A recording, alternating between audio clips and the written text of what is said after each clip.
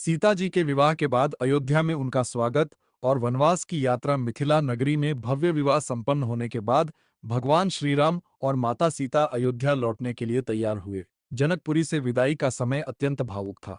राजा जनक और रानी सुनैना की आंखों में आंसू थे, परंतु हृदय में यह संतोष भी था कि उनकी पुत्री सीता अब एक महान और धर्मनिष्ठ राजकुमार श्रीराम की पत्नी बनकर जा रही हैं। माता सीता ने अपने माता पिता के चरण स्पर्श किए और अपने पति श्रीराम के साथ अयोध्या की ओर प्रस्थान किया। उनके साथ लक्ष्मण और उर्मिला, भरत और मांडवी तथा शत्रुघ्न और श्रुतकीर्ति भी थे। अयोध्या नगरी में श्रीराम और सीता के स्वागत की तैयारियां कई दिनों से चल रही थी। पूरी अयोध्या को फूलों और रंग बिरंगी पताकाओं से सजाया गया था। सड़कों पर चंदन और इत्र का छिड़काव किया गया था। नगरवासी उत्सुकता से अपने प्रिय राजकुमार और नई रानी के आगमन की प्रतीक्षा कर रहे थे। जब श्रीराम और सीता अयोध्या पहुंचे तो नगर के द्वार पर राजा दशरथ स्वयं उनका स्वागत करने आए। महलों की छतों से स्त्रियां मंगल गीत गा रही थीं और पुष्प वर्षा कर रही थी।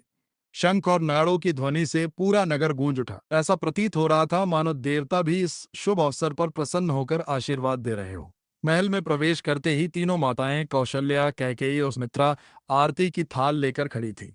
माता कौशल्या ने प्रेमपूर्वक सीता को गले लगा लिया और कहा, बेटी, आज से ये अयोध्या ही तुम्हारा घर है। माता कैकेयी और माता सुमित्रा ने भी स्नेह से सीता का स्वागत किया। सीता ने विनम्रता से तीनों माताओं के चरण स्पर्श किए। कुछ समय बाद राजा दशरथ ने विचार किया कि अब श्रीराम को अयोध्या का राजा बना देना चाहिए। उन्होंने मंत्रियों और गुरु वशिष्ठ से परामर्श किया और राम के राज्याभिषेक की तैयारी शुरू हो गई। पूरे नगर में उत्सव का वातावरण था। लोग प्रसन्न थे कि धर्मप्रिय और दयालु राम उनके राजा बनने वाले हैं। लेकिन विधाता को कुछ और ही मंजूर था। मंथरा नामक दासी ने रानी कैकेयी के मन में भ्रम पैदा कर दिया।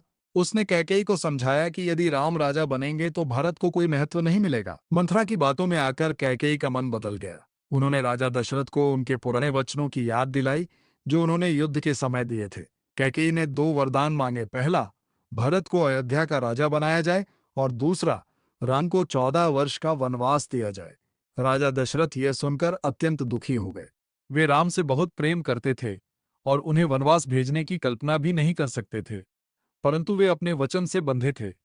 जब श्रीराम को यह बात पता चली तो उन्होंने बिना किसी विरोध के पिता के वचन को निभाने का निश्चय किया।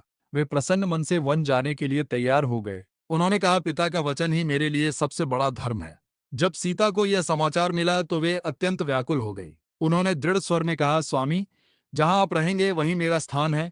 मैं आपके बिना अयोध्या में नहीं रह सकती। मैं भी आपके साथ वन जाऊंगी। श्रीराम ने सीता को समझाया कि वन का जीवन कठिन है। वहां न तो राजमहल की सुख सुविधाएं होंगी और न ही आराम का जीवन। परंतु सीता ने दृढ़ता से कहा, मैं राजमहल के सुख के लिए नहीं बल्कि आपके साथ रहने के लिए विवाह करके आई हूं। अंततः श्रीराम ने सीता को साथ ले जाने की अनुमति दे दी।